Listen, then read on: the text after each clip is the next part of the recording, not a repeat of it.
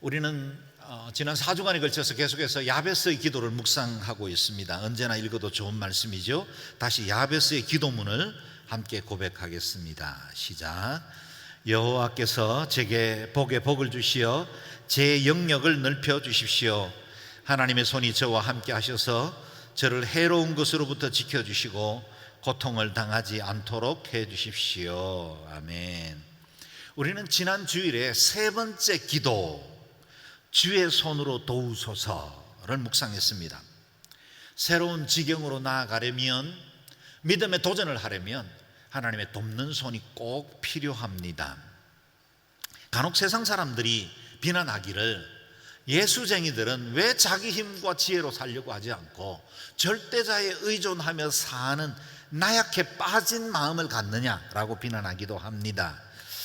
그러나 과연 그들의 비난대로 우리의 기도가 현실 도피에 불과합니까? 우리가 아무것도 할 수 없기 때문에 절대자에게만 의존하는 인생입니까? 그렇지 않다는 것입니다. 기도야말로 전능하신 창조주 하나님의 그 무한한 자원에 내 삶을 접속하는 위대한 일이요, 동시에 내 삶의 주인이 내가 아니라 하나님이시라는 사실을 인정하는 겸손함으로부터 비롯됩니다.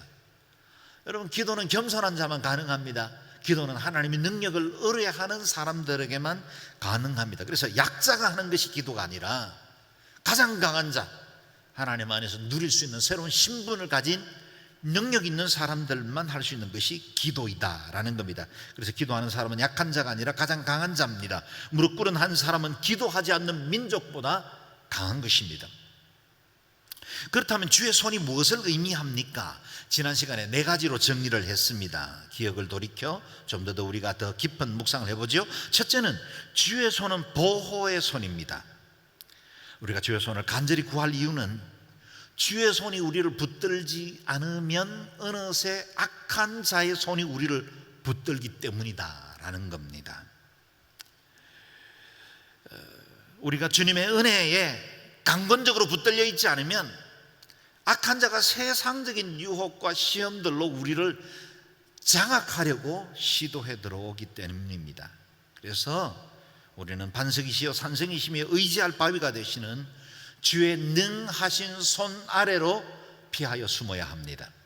두 번째, 주의 손은 치유와 회복의 손이라 그랬습니다. 주의 손에 터치가 임하면 치유가 임합니다. 회복이 임합니다. 이 치유의 주님의 손은 과거의 나병 환자, 유대 땅에 있었던 일부의 소경과 손 마른 자에게 임한 것으로 그치지 않습니다.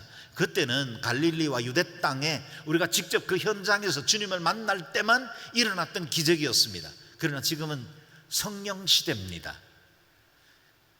그가 채찍에 맞음으로 너희가 나음을 입었도다, 이 약속의 말씀을 믿음으로 받아들이는 모든 사람들, 그래서 성령님의 그 감동 안에 있는 모든 사람들에게는 치유와 회복이 일어납니다. 성령님이 기름 부으시는 곳곳마다 치유와 회복이 임하고 주의 손의 능력이 드러납니다. 그 손의 능력을 믿으실 수 있기를 바랍니다. 주님께서 그 손으로 우리의 상한 마음과 몸을 어루만져 주시도록, 그래서 홀로 뛰다가 지치고 곤고한 우리의 심령 가운데 하나님의 은혜의 손길이 임할 수 있도록 기도할 수 있기를 바랍니다. 세 번째, 주님의 손은 우리를 세우시는 손이라 그랬습니다. 모든 부귀와 존귀는 하나님께로부터 임합니다. 주님의 손이 우리를 붙들면 우리의 인생은 영화와 존귀로 관씌워집니다. 저와 여러분, 우리는 이렇게 환경 앞에 쉽게 낙담하고 주저앉을 인생 아닙니다. 우리가 하나님의 자녀인 이상 우리의 인생은 결코 망하지 않습니다. 모든 것이 합력하여 선을 이룰 것입니다. 야베스가 모든 고통스러운 상황을 발로 밟고 일어서서 하나님의 은혜의 손을 구할 때 그의 인생을 존귀한 자로 바뀌어주신 것처럼, 사랑하는 여러분, 아마 우리 중에도 지금 여러 가지 어렵고 힘든 환경들 가운데 있는 분들 있을 겁니다. 제가 늘 무릎 꿇고 기도하는 우리 성도들의 아픈 환경들도 저는 잘 압니다. 그러나 여러분, 좌절하지 마십시오. 주의 손이 우리와 함께 하십니다. 우리의 환경을 발로 밟고 일어서서 영광의 주님, 그 거룩하신 주의 능하신 손을 기대할 수 있기를 바랍니다. 넷째는 주의 손이 임하면 주의 뜻이 드러난다 그랬습니다. 주의 손이 드러나는 곳에는 언제나 기적이 있었습니다. 그러나 그 기적은 최종 목표가 아닙니다. 기적을 통해서 주의 뜻이 드러나기를 원하신 것입니다.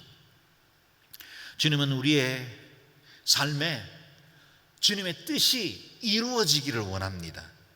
오늘 이스가 그런 것처럼 우리 각 사람들이 이 땅에 올 때 하나님은 선한 목적과 계획을 가지고 우리의 삶을 향한 놀라운 뜻을 드러내십니다.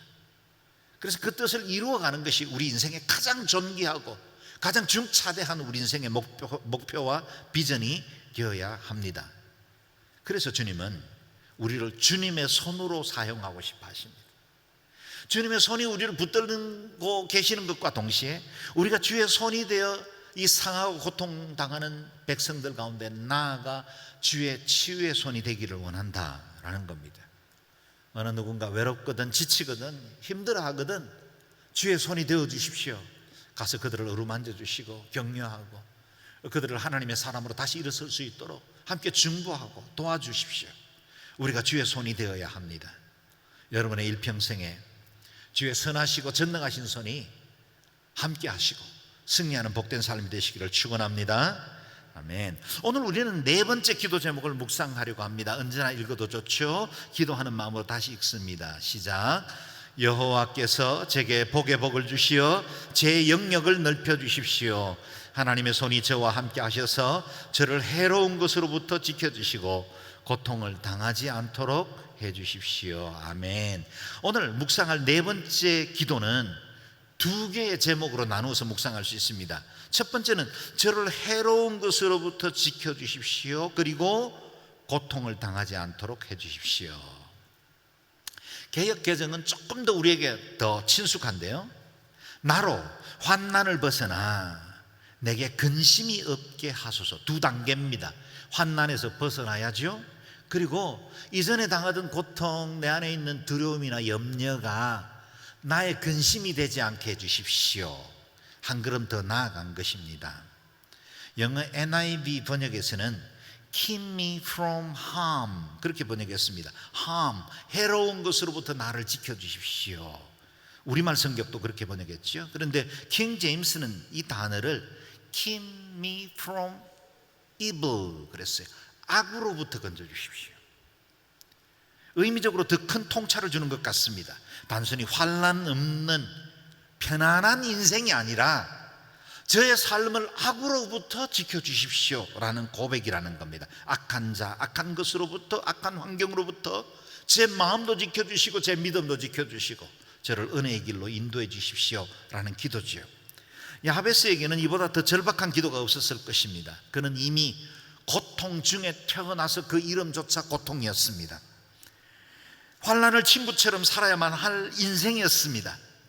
우리 중 누군가가 대한민국이 아니고 우리가 화면에서 보는 것처럼 그 고통스러운 아프가니스탄에서 태어났다면, 그래서 이 탈레반의 공격에서 공항 그 철조망 너머로 우리 아이를 집어 던져서라도 나는 죽더라도 우리 아이더라도 내 인생 잘 살았으면 좋겠습니다, 그런 절박한 상황이라면 아마 우리의 기도가 다르겠죠.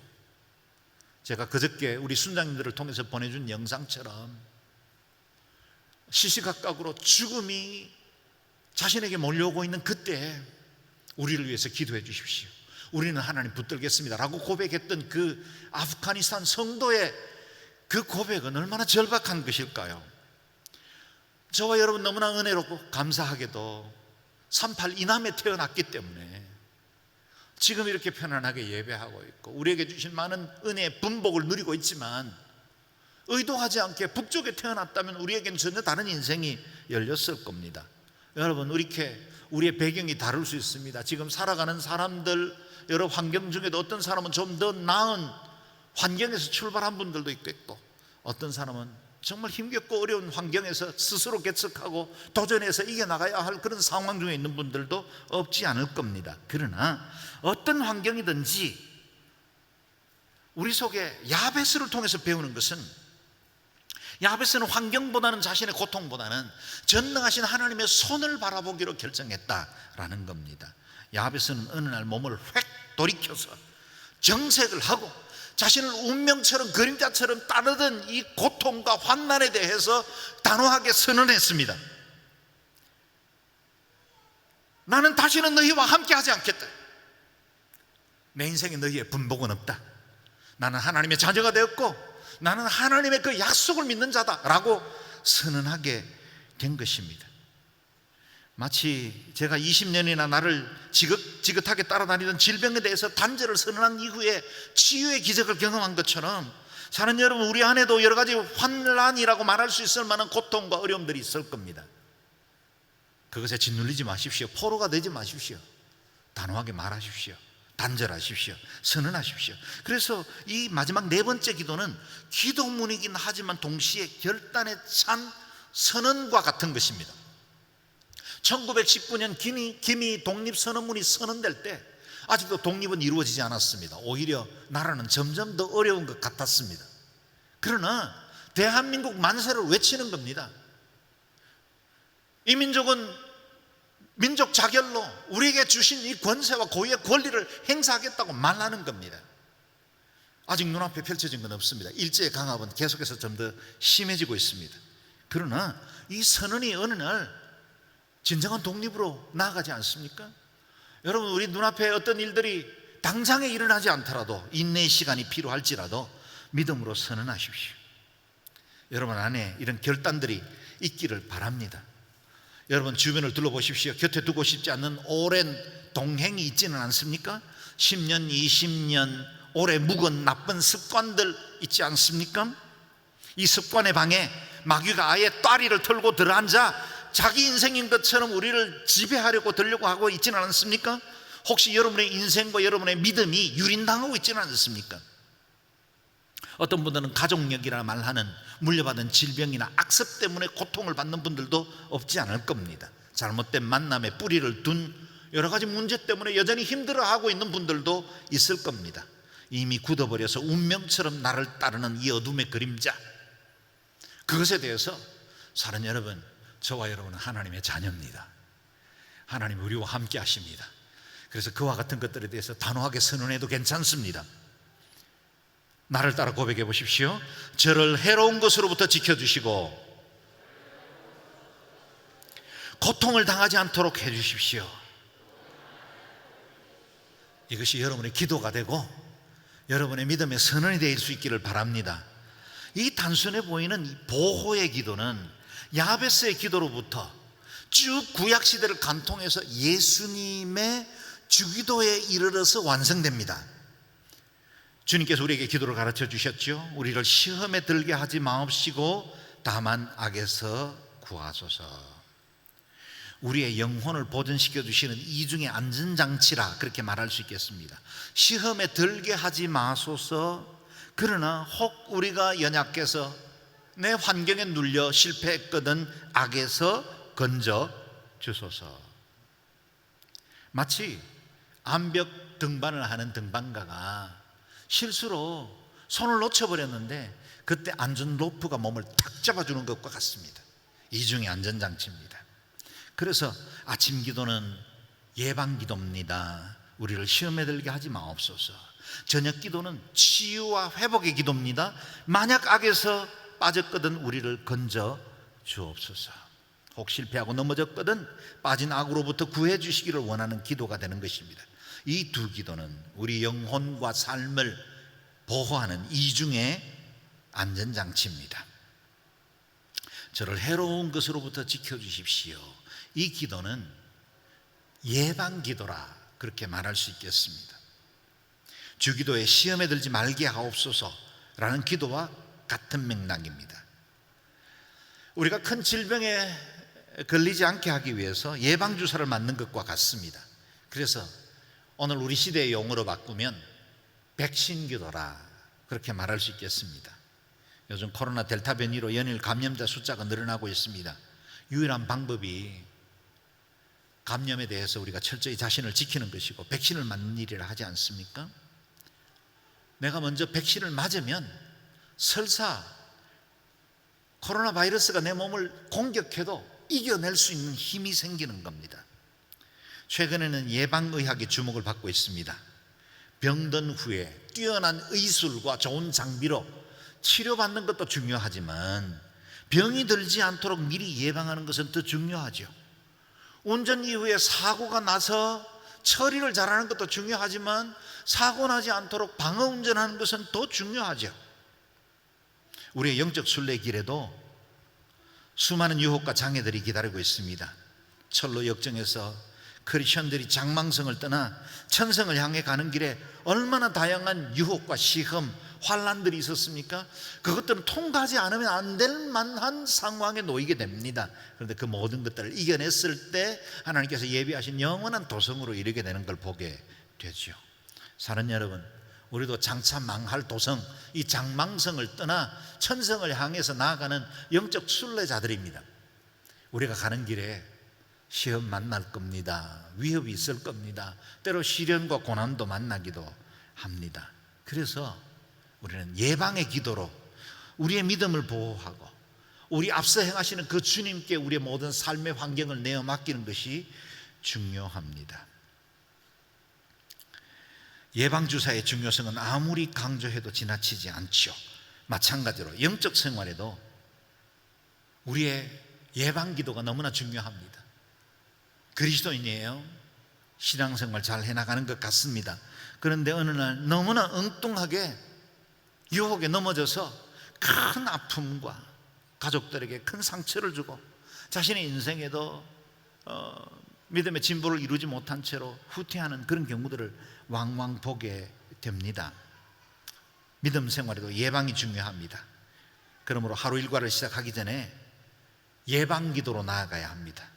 유혹으로부터 우리를 지켜 주소서. 사람을 만나기 전에 기도하고 일을 시작하고 하루 일과를 시작하기 전에 예방의 기도로 우리의 삶을 축복하며 나아가야 합니다. 사고 난 이후에 돌이켜서 정말 간절한 마음으로 주님께 은혜 구하는 것도 중요하지만 넘어지지 않는 것이 더 좋습니다. 큰 시험에 빠진 이후에 어떤 누군가가 간증하는 것처럼 하나님의 기가 막힌 은혜를 경험하고 회복되는 것도 중요하지만 여러분, 일상 중에 내가 넘어지지 않고 늘 주와 동행하고 주님의 은혜 가운데 거하는 것은 더욱더 아름답고 귀한 삶이다 라는 겁니다. 저는 하루를 시작하기 전에 첫 기도에서 늘 하루 속에 일정을 머릿속에 그립니다. 제 동선을 그려보는 겁니다. 물론 다 일정대로 되지는 않겠죠. 만날 사람, 처리해야 할 서류, 결정해야 할 사역 현장들 짚어가면서 기도합니다. 왜냐하면 내가 이렇게 먼저 짚지 않으면 마귀가 나보다 먼저 그 현장에 가 있기 때문이죠. 내가 만나기 전에 마귀가 먼저 그 사람을 만날 때도 많습니다. 그래서 내가 움직이는 곳곳에 내가 할 일보다 먼저 앞서 주님이 그곳 가운데 거하시도록 내어 맡기는 겁니다. 마귀가 지뢰를 매설하지 못하도록 주님의 은혜와 보호를 앞서서 두는 기도를 하는 것입니다. 축복할 것을 축복하고 피할 것을 미리 피할 수 있도록 보호를 위한 기도를 하는 것입니다. 사람들과 만날 때 대화에서 실수하지 않고 혹 사람에게 상처 주지 않도록 기도합니다. 못된 사람 만나지 않도록 내가 운전할 때 내 차도 안전운전하는 것이 중요하지만 내 주변에 달리는 차가 안전해야죠. 같이 기도합니다. 어떤 긴급한 순간에도 지혜를 잃지 않고 하나님의 뜻을 따르도록 기도합니다. 예방기도입니다. 저는 여러분에게도 이 예방기도의 자리로 초대합니다. 여러분의 삶을 미리 앞서 행하여 은혜의 손으로 만지시고 붙드시도록 내어 맡기십시오. 우리 자녀들을 위해서 기도하는 것은 얼마나 중요합니까? 출근하는 남편을 위해서 기도하는 것은 또한 얼마나 중요합니까? 아침에 아이들이, 남편들이 집을 나서면 그야말로 넘어질 일들, 유혹에 빠질 만한 시험들이 지천에 널려 있습니다. 눈을 들어 어디 건강한 것이 보입니까? 저마다 유혹이고 저마다 넘어뜨릴 만한 상황들이 우리를 계속해서 공격하고 있습니다. 그렇다고 우리 아이들을 세상과 단절시켜 무균실에서 양육할 수는 없죠. 세균이 덕실거리는 세상 한가운데 파송할지라도 그들을 예방기도로 축복하고 그들이 은혜의 백신을 가지고 이겨나갈 수 있도록 어떤 유혹에도 어떤 시련에도 흔들리지 않고 믿음을 지켜나갈 수 있는 백신의 영성을 가질 수 있도록 축복해야 합니다. 그래서 함께 기도해야 합니다. 우리 자녀들을 해로운 것으로부터 지켜주십시오. 그렇다면 어떻게 악과 환난으로부터 승리할 수 있을까요? 세 가지의 원리를 찾습니다. 첫 번째는 그리스도인으로서 세상에 대한 태도가 분명해야 합니다. 반복할까요? 이 세상에 대한 여러분의 관점이 분명해야만 세상을 이길 수 있습니다. 요한 1서 2장이지요. 잘 아는 말씀인데 같이 읽겠습니다. 시작. 이 세상이나 세상에 있는 것들을 사랑치 말라. 누구든지 세상을 사랑하면 아버지의 사랑이 그 속에 있지 아니하니 이는 세상에 있는 모든 것이 육신의 정욕과 안목의 정욕과 이생의 자랑이니 다 아버지께로 쫓아온 것이 아니요 세상으로 쫓아온 것이라. 아멘. 보암직하고 먹음직하고 지혜롭게 할 만한 그 탐스러운 것들이 아버지께로부터 온 것이 아니라 세상으로부터 왔다는, 마귀의 권세 아래 있다는 것을 잘 분별해야 합니다. 그래야 우리의 모든 일상생활 중에 바른 영적 태도를 가지고 이겨나갈 수 있습니다. 먹고 싶은 것 다 먹고 좋아하는 것 다 먹으면서 다이어트가 되던가요? 세상에 대한 단호한 태도가 있어야 우리의 영성을 지켜줍니다. 질병으로 고통받는 사람들 그 이력을 보면 그만한 원인들이 있는 것을 보게 됩니다. 스트레스나 가족력 물론 있습니다. 그런데 어떤 경우는 나쁜 식습관, 몸에 좋지 않은 회로운 것들을 늘 가까이 하는 분들이 있어요. 그것은 원인이 됐고 이후에 질병이 드러난 것일 뿐입니다. 그래서 그와 같은 원인들을 제거하는 것이 중요합니다. 전문가들이 보면 사업에 실패한 분들에게도 또 그럴 만한 이유가 있었다, 자신의 눈에는 보이지 않지만 옆에서 보면 보이는 이유가 있었다, 그런 말도 합니다. 영성생활도 어느 날 갑자기 무너지지 않습니다. 조금씩 말씀으로부터 멀어지고 기도 생활에 나태해 나가지다가 어느 날 균열이 오는 겁니다. 그리고 임계쯤 임하면 무너져 내리는 거죠.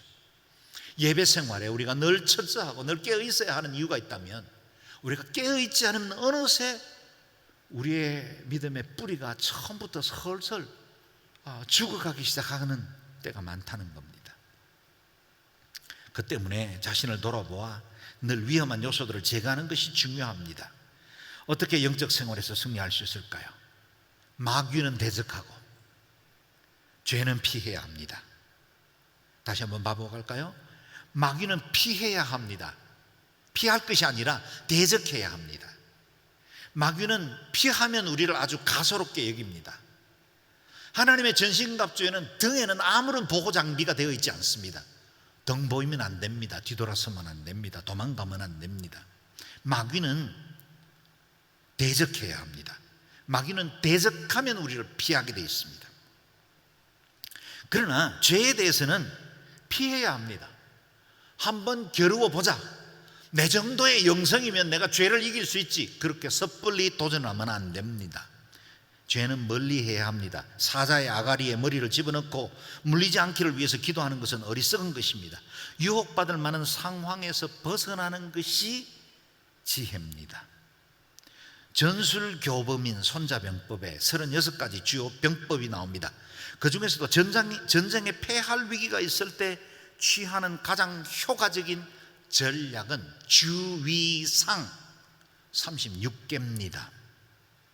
우리가 잘 아는 미인계가 31개, 36개는 전략상의 후퇴입니다. 우리는 유혹에 약합니다. 그런 환경에 노출되지 않도록 하는 것은 영적 전쟁에서 승리하는 비결이 됩니다. 이 36개를 가장 효과적으로 활용한 사람이 요셉이죠. 보디발의 아내가 그의 겉옷을 붙들고 유혹을 할 때 그는 그 옷을 벗어버리고 도망갔습니다. 튄 거죠. 그러면 날 살리라. 사랑하는 여러분, 우리가 어쩔 수 없이 당하는 여러 가지 환경들에 노출될 수밖에 없을 때도 있죠. 그때 만약 그 상황이 점점 내 마음을 이겨내기 힘들 만한 환경으로 변화되거든 도망가십시오. 튀는 게 상책입니다. 36개를 활용하셔야 합니다. 슬쩍 그 자리를 벗어나야 이길 수 있습니다. 두 번째, 영적 전쟁에서 승리해야 합니다. 에베소서 말씀, 잘 아는 말씀이죠. 읽겠습니다. 시작. 우리의 씨름은 혈과 육에 대한 것이 아니요 정사와 권세와 이 어둠의 세상 주관자들과 하늘에 있는 악한 영들에게 대함이라. 그러므로 하나님의 전신갑주를 취하라. 이는 악한 날에 너희가 능히 대적하고 모든 일을 행한 후에 서기 위함이라. 아멘. 우리는 눈에 보이는 전투로만 살지 않습니다. 환난에서 벗어나 근심이 없는 인생을 살고 싶다면 근본적으로 영적 전쟁에서 승리하셔야 됩니다. 내 삶 가운데 만나는 수많은 영적 전쟁 가운데 승리해야만 온전한 그리스도인으로 살아갈 수 있습니다. 하나님의 전신갑주로 무장하라고 말하죠. 구원의 투구, 구원의 확신을 가져야 합니다. 가슴에는 의로운 삶을 살기로 결정해야 합니다. 복음을 위해서 준비된 신발을 신어야 하고 믿음의 방패를 들어야 하고 모든 시련과 유혹들을 막아내고 또 마귀의 공격에 대항할 수 있도록 성령의 검을 가져야 합니다. 이 6가지에 우리 자신을 무장할 수 있는 것들로 준비되어 있어야 한다는 겁니다.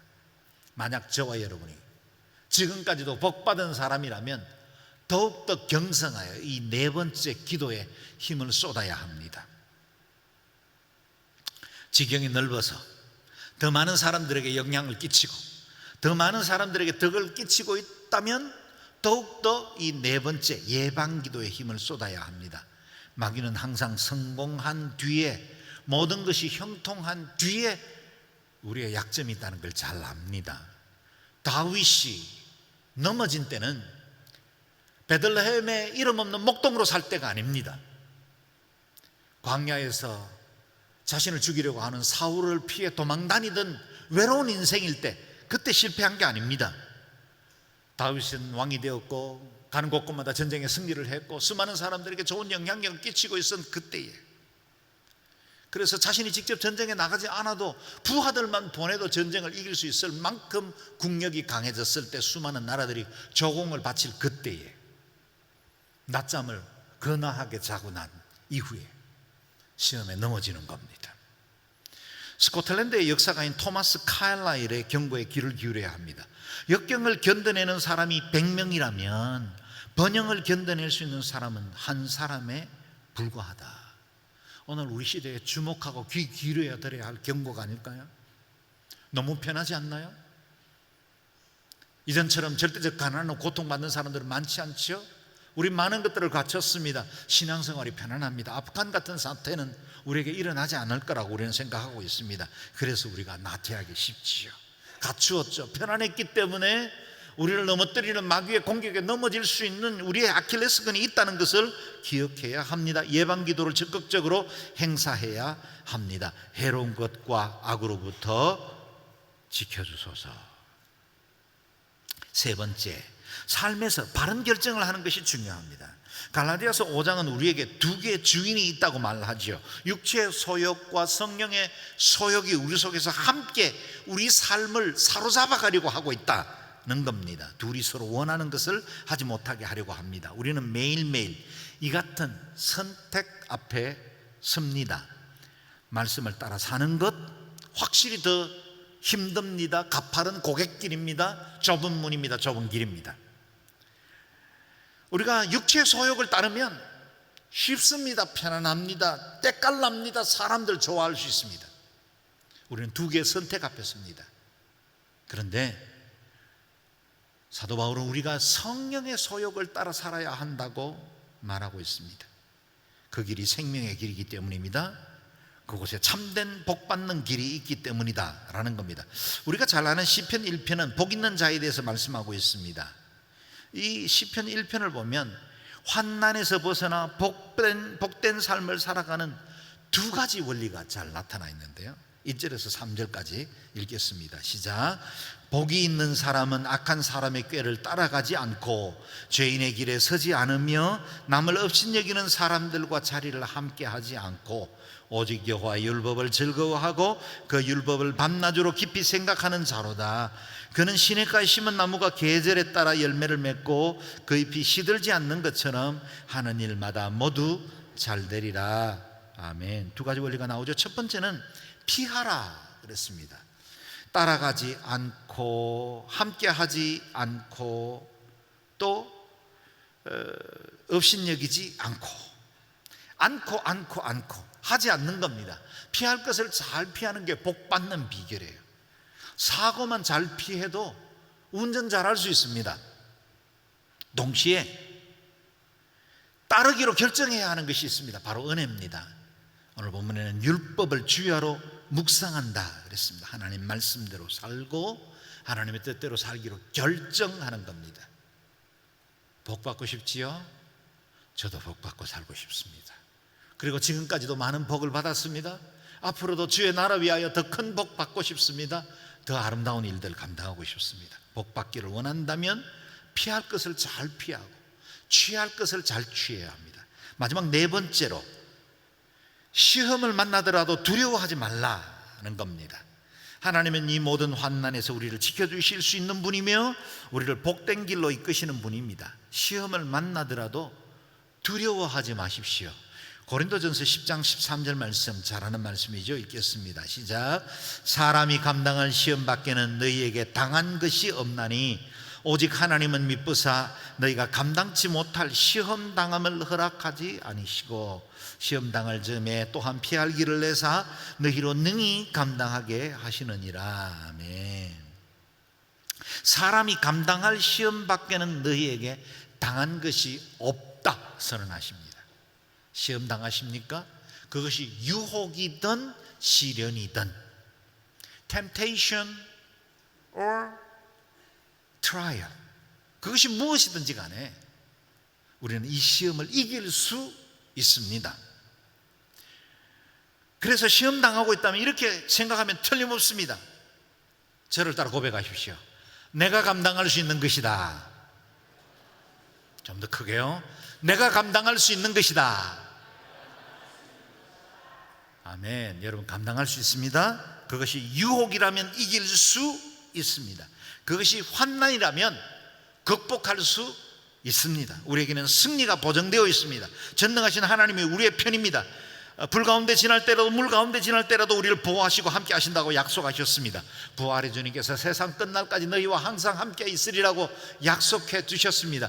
세상에서는 너희가 환난을 당하나 담대하라 내가 세상을 이겼노라 선언하신 그분이 우리와 함께 하십니다. 승리하실 줄로 믿습니다. 그 언약 붙들고 매일매일 믿음으로 승리하는 복된 하나님의 사람들 되기를 주의 이름으로 축원합니다. 아멘. 기도하겠습니다. 기도할 때 하나님 우리에게 환난을 벗어나게 도와주시고 또 이것이 근심으로 남지 않게 도와주십시오. 우리에게 날마다 하나님의 은혜를 채워주셔서 그 복으로 승리하고 그 은혜로 살고 그 능력 붙들고 그 말씀의 뜻을 따라서 정도 인생 살며 하나님 안에서 바르고 온전한 인생 살아가는 저희들 되게 도와주옵소서. 우리 가정이 이와 같이 바로 서게 하여 주옵소서. 함께 기도하겠습니다.